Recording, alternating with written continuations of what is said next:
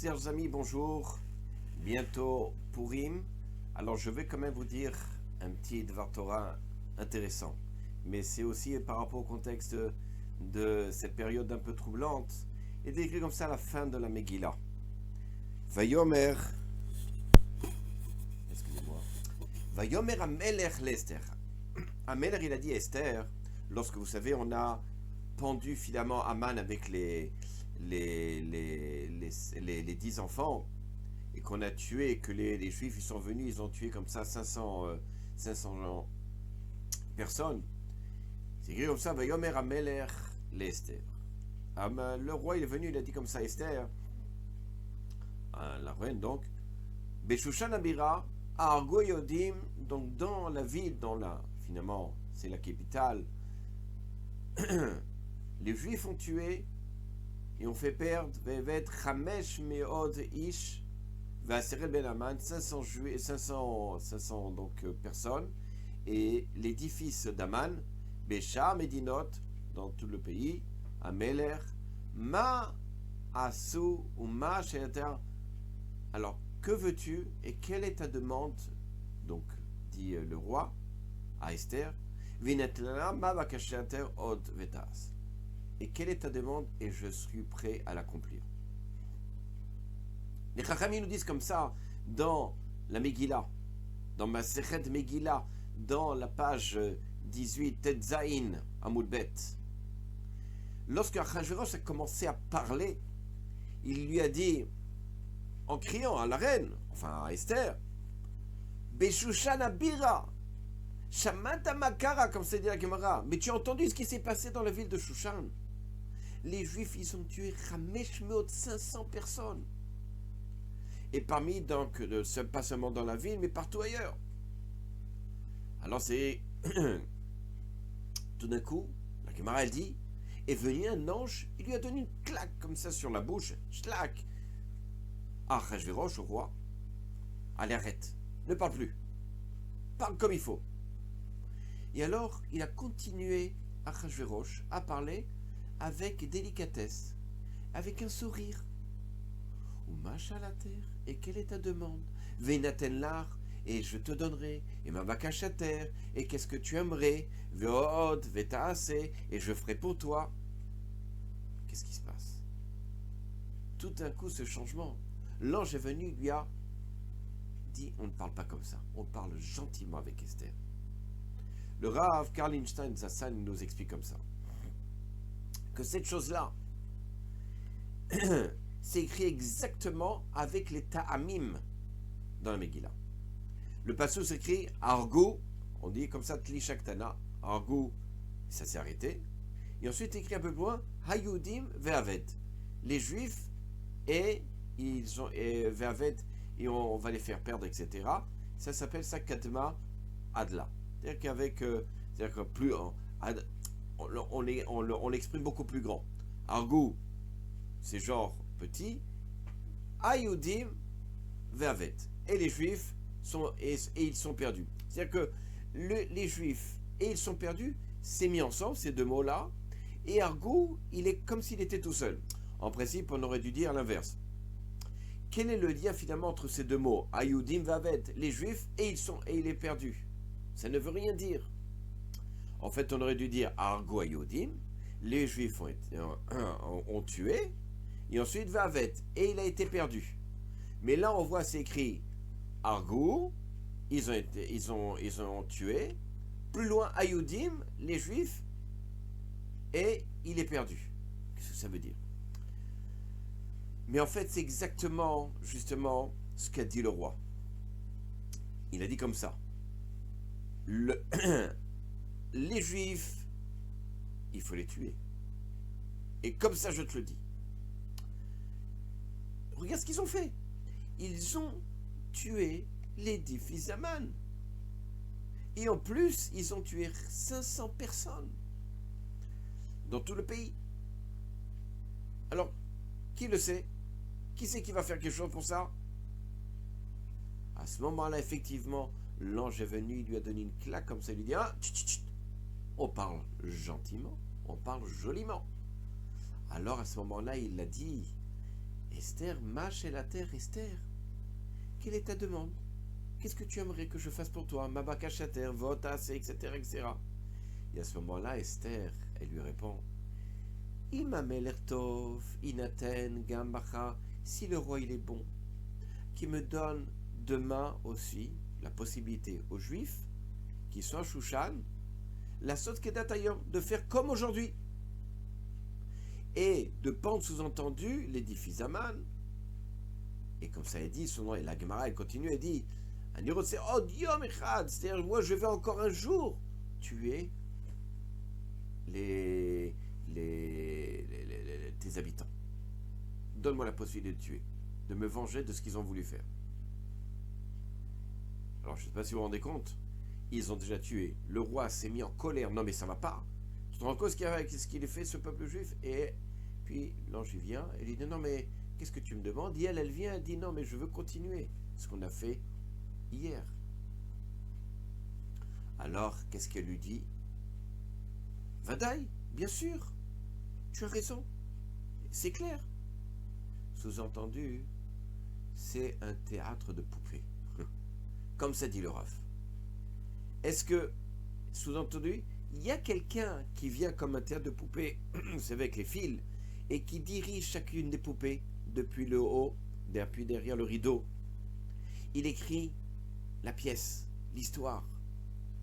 Et il fait attention que les choses se passent exactement comme il le veut, comme c'est écrit. Et celui qui veut essayer de faire l'intelligent, le beau comme on dit, et de changer, il se reçoit une claque. On le bouge d'ici, même le roi, même la personne la plus importante. S'il y a des problèmes, eh ben, j'envoie des anges et ils vont s'occuper du problème. Ça, c'est la Megillat Esther. C'est cette forme-là d'événements évidents, comme ça a été déjà prononcé, déjà écrit depuis le début. Une pièce de théâtre, elle a déjà été écrite dès le départ. Il faut simplement maintenant le faire jouer. Et qui c'est qui joue toute cette pièce? Évidemment, c'est Akadosh Baruch Hu, qui lui a déjà écrit toute la pièce. Alors maintenant, c'est clair. Regardez bien, Esther, où est écrit Esther, le mot Esther dans la Torah? Ben, c'est écrit Va'anochi Aster Astir. Et moi, je vais cacher ma face. Où c'est écrit? La réponse est quoi? Eh bien, et c'est évident que c'est Akadosh Baruch Hu, Aster Astir, je vais cacher ma face auprès de toi. C'est Akadosh Baruch Hu. Ah, il se cache la face, mais derrière le rideau, c'est qui joue? C'est qui fait jouer les personnages? C'est Akadosh Baruch Hu. Donc, tout ce qui se passe dans le monde, c'est Akadosh Baruch Hu, mais de façon secrète. On ne voit pas qui bouge les poupées. On est là derrière. Oui, c'est Guignol, c'est machin. Oh, c'est lui, oh, c'est machin. Mais c'est pas lui qui joue. Derrière, c'est quelqu'un d'autre. Celui qui écrit la pièce, Akadosh Baruch Hu. Il prend les poupées et il décide quand est-ce qu'il doit parler, quand est-ce qu'il doit agir. Et nous, tous, on pense que ça doit être comme ça. Et oui, il a parlé comme ça, donc c'est sûr, c'est lui qui a décidé, c'est lui qui a fait. C'était le gouvernement qui a décidé de parler comme ça ou d'agir ainsi. Mais en fait, derrière, c'est toi, Akadosh Baruch Hu. Alors, par l'amour, justement, de ce miracle, le Ham Israël a reçu la Torah à Pourri. Pourquoi? C'est simple. Parce que lorsque la Torah était donnée au mont Sinaï, elle s'est faite comment? Par des miracles. Mais des miracles dévoilés. Des miracles qui étaient surnaturels, en dehors de la nature. Et évidemment, le Klal Israël, tout Israël, il a dit, mais, mon Dieu, on a vu ta force changer la nature. C'est vrai. Mais nous, ce qu'on demande, ou toi, ce que tu nous demandes plutôt, c'est de garder ta Torah, de garder les mitzvot selon la nature, pas en dehors de la nature. Alors comment, selon la nature, on peut garder les mitzvot? C'est pour ça qu'à Purim, ils ont vu qu'il n'y a pas de nature, de surnaturel. Même la nature, sous-entendu, elle est dirigée par Akadosh Baruch Hu. Et même si nous, on pense que c'est naturel, entre guillemets, tout ça, c'est simplement le fait d'un théâtre, d'une mise en scène. Et nous, on peut garder, évidemment, ces mitzvot. C'est pour ça que la génération qui est de Achashverosh, du roi Achashverosh, ils ont reçu la Torah avec amour, ce qui n'a pas été le cas au moment du don de la Torah au Har Sinaï, qu'ils l'ont reçu avec obligation dans un certain sens. Nos sages, ils nous disent que finalement, la conclusion, on va dire comme ça, de cette histoire de la Megillah, regardez bien, la Gemara, il nous dit comme ça, la Mishnah nous dit comme ça, Akoret la Megillah, celui qui lit la Megillah, on va dire comme ça à l'envers. C'est quoi exactement à l'envers? Ça veut dire, l'explication simple, c'est de lire depuis la fin jusqu'au début. La Mishnah dit comme ça, on n'est pas quitte d'avoir lu la Megillah. Celui qui lit la Megillah de la fin au début, au lieu de lire de début jusqu'à la fin, il n'est pas quitte de cette lecture-là. L'Admon Mikotsk, il dit quelque chose d'extraordinaire. Il dit, qu'est-ce que ça veut dire à l'envers? Il dit comme ça, celui qui pense que ça s'est passé qu'une seule fois, et aujourd'hui, c'est pas comme ça, il n'est pas quitte. C'est-à-dire quoi? Il n'est pas encore arrivé à la compréhension profonde de ce que c'est que la Megillah. Même aujourd'hui, il n'y a pas de hasard dans le monde. D'ailleurs, Einstein disait, Dieu ne joue pas au dé. Tout est dirigé, tout est déjà écrit, prédestiné, on va dire comme ça. Une fois, le Rav, le Gaon, Rabbi Nissim Karlitz, Zatzal, qui est décédé il n'y a pas longtemps, il a dit la chose suivante. On vit dans un monde, malheureusement, de personnes qui remettent tout en question. Mais ne crois pas que je parle de gens qui sont pas religieux. Je parle même des gens qui sont religieux. Même ceux qui on voit avec une barbe à chapeau, entre guillemets. Je vous donne un exemple, il dit. Est-ce que quelqu'un s'est mis à prier pour qu'il y ait de la pluie? Mais, ma pitome, qu'est-ce qu'on va prier pour la pluie? De toute façon, c'est écrit dans le journal ou à la radio, comme quoi demain il va pleuvoir. Donc, qu'est-ce que j'ai besoin de prier pour la pluie? S'il écrit qu'il va pleuvoir, il va pleuvoir. Donc, à quoi ça sert la pluie? Ah, ce sont les nouveaux prophètes maintenant, qui viennent nous dire comment comment va être la température, comment est le temps, parce qu'il y a un vent de Sibérie qui arrive, qui va se mélanger avec un vent d'Afrique et qui va provoquer perturbations, etc., qui va faire la pluie, Mais seulement, qui va envoyer ce vent-là? Qui va provoquer la pluie? Qui est derrière tout ça? Le Rambam, il nous dit dans les lois de Yesod Torah, Yesod Yesodot, la source de toute source, Amud HaChochmot, et le pilier de la sagesse, l'Ieda et de savoir, Shieshem Matsui Rishon, qu'il y a, on va dire comme ça, un précurseur à tout ça. Vous mamsi kolenimsa, il devance tout celui qui est déjà là. Et tout celui qui est dans le ciel, dans la terre, etc., tout ce qui est parmi vous, c'est-à-dire qu'il est parmi nous. C'est-à-dire qu'Akadosh il est là avant tout le monde. Le temps zéro, c'est sous-entendant lui qui est là déjà. Et ça, c'est la fête de Purim. Notre fête qui est si chère aux enfants et qui nous est chère. C'est, on n'a pas le droit de lire à l'envers. C'est pas, comme il dit le Rav de Kotsk, c'est pas seulement une seule fois qu'on le lit sous-entendu, mais c'est de vivre cet élément-là, cette base-là de la Emouna, tous les jours. Purim nous enseigne que quoi? Shen od milavado, qu'il n'y a personne d'autre qu'Akadosh Baruch Hu. Si lui l'a décidé, alors c'est comme ça que ça sera. C'est-à-dire quoi? On doit comprendre encore une fois que quoi? Que le petit-fils sous-entendu de Karao, c'est-à-dire ça s'est passé, c'est sous-entendu le hasard.